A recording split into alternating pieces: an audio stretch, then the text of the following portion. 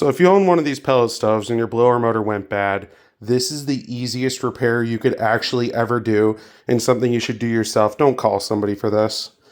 But these blower motors are so straightforward. You need an 8mm or a 5/16 wrench. It's close enough to the same size. The actual size is 5/16. And you can just take your 5/16 screws off the back, pull it out. You don't even have to take them out all the way. Lift up, and then you can just wiggle while you pull out. You can see it's just hooks, and you can just lay that down. Of course, make sure your power's off. I unplugged it. I didn't even bother to turn it off. I just pulled the power, and then you look. You can leave your connector if you have one for your display.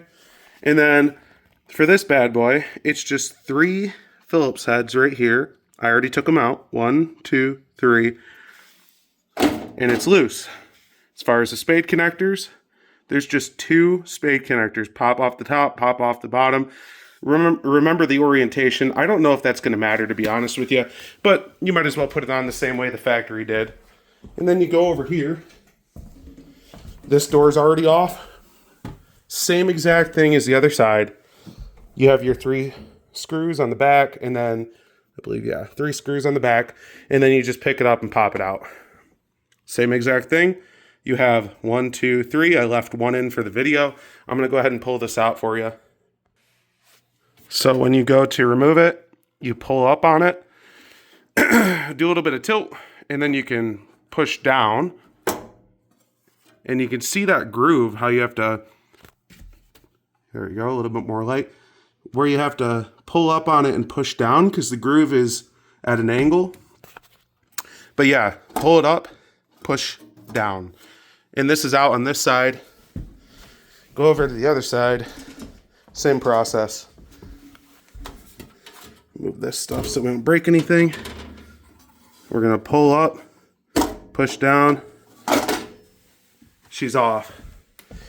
Of course, I already took off the electrical connector for this side. Some have them, some don't. So go ahead and pry your connector off now that it's loose. She's ready to come out. How cool is that? Make sure you're not hanging up on any wires.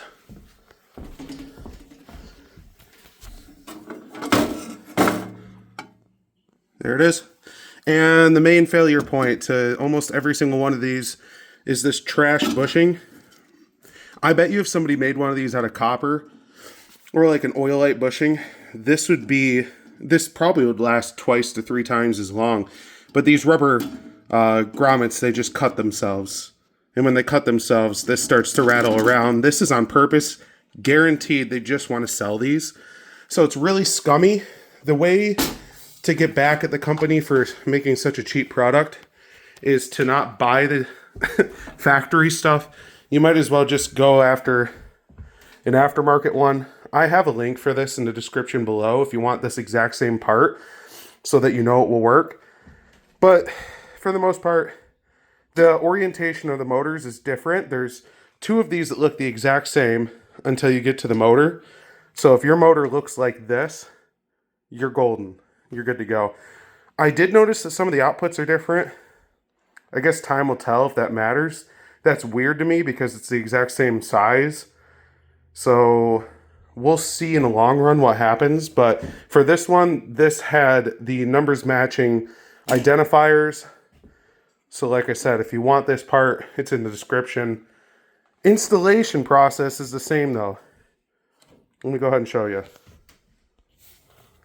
So this is definitely difficult to do one-handed, but I'll try and explain it to you. I'm just going to take the front. I'm just going to try to put the front in there first so that it catches the back. I'm trying to make the other side catch this inside of this. So that's kind of what we're doing. We're catching it right there. There you go, now you can see it. And then we're going to go ahead and get it to the position where that little nub goes through the maze. And you're going to have to kind of twist it up and into its position, which I can't show on video because it's a little bit too hard to do one-handed. Oh, there we go. I guess I showed it on video. But yeah, you just kind of finagle it into place. It's not that hard. All right, so once you get this into place, you just have to make sure your holes line up very well before you start screwing, because these screws are what they call self-tappers. Self-tappers, you have to go in straight at first or it's just a bear. Anyways, these also will strip out really easy.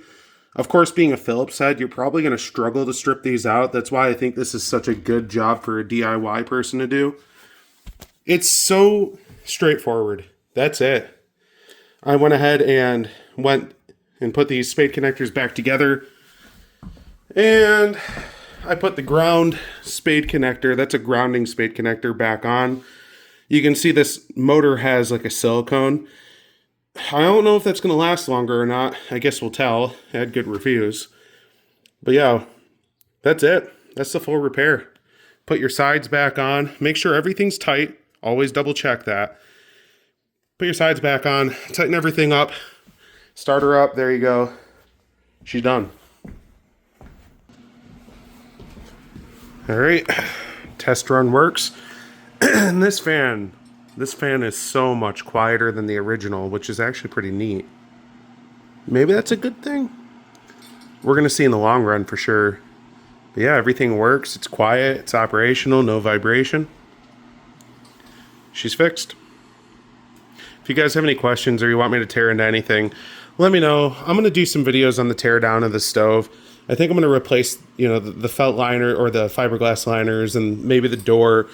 I'm going to tear down, show you how to clean this thing top to bottom. There's just no videos on these. And I feel like it's easy for me to make them. I had to come over to my dad's and do this real quick.